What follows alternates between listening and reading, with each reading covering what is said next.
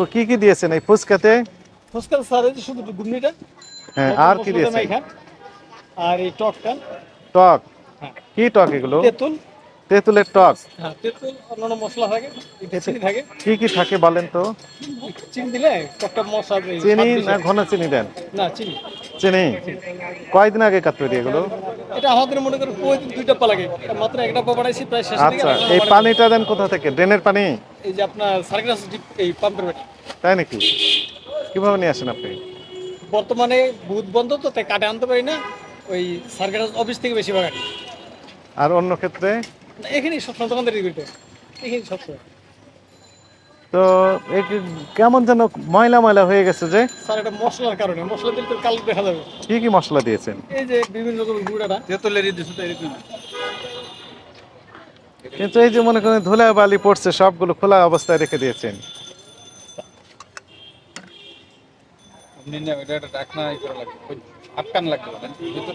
ওই যে কমলবতী বাচ্চারা খাচ্ছে এগুলো, খেয়ে তো পেটের সমস্যা হবে। তাহলে দায় দায়িত্ব কে নিবে? আমাদের মাকসুদ স্যার কোথায় গেলেন? আপনি বলেন, আমি তো বুঝতে পারতেছি না এগুলো উনি কিভাবে কি করছেন। এই যে শুনেন, এইটা কি মরিচ? মরিচের ভিতর দেখেন তো কি কি যেন রং দেওয়া আছে এবং কি দেওয়া আছে এগুলো? শুকনো মরিচ স্যার, এটা শুকনো মরিচ গুঁড়ো। শুনেন মুরব্বী, এগুলি আপনি করতে পারবেন, এটা করা নিষেধ না, কিন্তু আপনাকে একটা ডিজাইন করতে হবে, পরিষ্কার পরিচ্ছন্নতা, হ্যাঁ, ঢেকে রাখা, হ্যাঁ, গ্লাস দিয়ে এই যে এটার কয়টার মুখ থাকলে নাটকে না সবসময় যখন খুলবেন তখন খুলো, তাহলে এগুলো করতে পারবেন না। এই যে এটারও তাই, ধুলাবালি যখন বের করবেন তখন কয়টার মুখ খুলে তখন বের না, বুঝতে পারছেন? মানে আপনাকে স্বাস্থ্যসম্মত উপায়ে করতে হবে। একটা ছোট গাড়ির মতো বানাবেন, যেখানে ঢাকা থাকবে সবসময়, হ্যাঁ, নিজে পরিষ্কার পরিচ্ছন্ন থাকবেন। খোলা অবস্থায় খাবার খেলে, এই যে যেমন আপনি খোলা রেখেছেন, এখানে তো ময়লা পড়ে, ধুলা পড়ে, হ্যাঁ, এগুলি অস্বাস্থ্যকর। মানে আপনি করবেন, বিক্রি করবেন, কিন্তু আপনি অস্থায়ীভাবে যদিও করেন, কিন্তু আপনাকে সেখানে স্বাস্থ্যকরভাবে করতে হবে। এই যে ভিতরে দেখেন কি অবস্থা, এই যে ময়লার স্তূপ। থামেন থামেন, শুনেন, এই যে এগুলো ময়লা পড়েছে না ভিতরে, এটা ভিতরের কোনো বাইরের না, এটা ভিতরের অংশ, ভিতরের অংশ। এই যে এখানে দেখেন তো কি অবস্থা, বলেন এটা কি তেলের দাগ? এটা তেলের দাগ না, এটা। রুটি ভাজলে দাগ লাগে, এরকম দাগ এই ময়লাটা তেলের নয়, ড্রেনের পানি দিয়ে তৈরি করেন, আপনার কমপ্লেন থাকে। আবার যারা সবচেয়ে ভালো পানি ব্যবহার করে সারা হচ্ছে, তারা সরাসরি টেপের পানি ব্যবহার করে। তো টেপের পানিও জীবাণু থাকে অনেক সময়। পেঁয়াজটা কি জায়গায় রাখছেন? পেঁয়াজটা রেখেছেন কোথায় আপনি বলেন?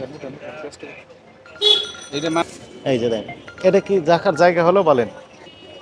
খাবারের জিনিস এগুলো এইরকম ভাবে রাখা যাবে বলেন? খুব পরিষ্কার পরিচ্ছন্ন থাকলে আপনি দেখেন, কাছে আসেন, আপনি দেখেন তো এগুলো কি, এগুলো আপনি দেখেন, দেখেন দেখতে পাচ্ছেন কিনা, এই এখানে দেখেন তো কি এগুলো, তোমার ওই যেগুলা কানাসর দিলে একটা পয়সা বানায়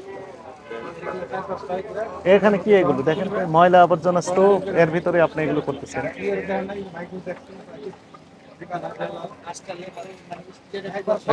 তেলটা একটু বের করেন, এই কি তেল এটা? আপনার সয়াবিন তেল আর হলো আপনার সয়াবিন তেল সরাসরি এখানে দেওয়া যাবে? সয়াবিন তেল সরাসরি খাওয়া যায়? আপনি যে সয়াবিন তেল খাওয়াচ্ছেন, এর তো সরিষার তেল বলে বাচ্চারা খাচ্ছে সবাই। না না না, আমরা সয়াবিন তেল বললে সয়াবিন তেল সরাসরি ইনটেক করা যায়?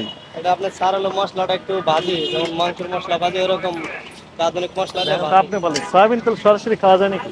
না না, সরাসরি খাওয়া যাবে না। সরিষার তেল তো আজীবন জানলাম তো সরিষার তেল সয়াবিন তেল। সারা জীবনে আমরা জেনে আসলাম যে সরষের তেল দেওয়া হয়। আপনি এখন বলছেন যে সয়াবিন তেল দেন, এটি হলো?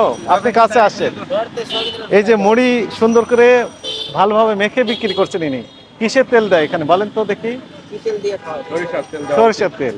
কি তেল? ইনি বলছেন সয়াবিনের তেল দিচ্ছেন, আপনারা বলেন এটা ঠিক করেছেন? সয়াবিন তেল তো আমি ভেজে খাওয়া লাগে, কিন্তু শুধু তো খাওয়া যায় না। না না, বলতে ভুল, উনি তো কাজই করছেন সয়াবিন তেল, আপনি ভুল তো বলেন না, উনি ঠিকই বলেছেন। আমি যেটা সত্য আমি সেটা বলছি, উনি যেটা সত্য সেটাই বলেছেন। মিথ্যা বলবো কেন? তাহলে আপনি বলেন এটা ঠিক করেছেন না ভুল করেছেন? ভুল করছি।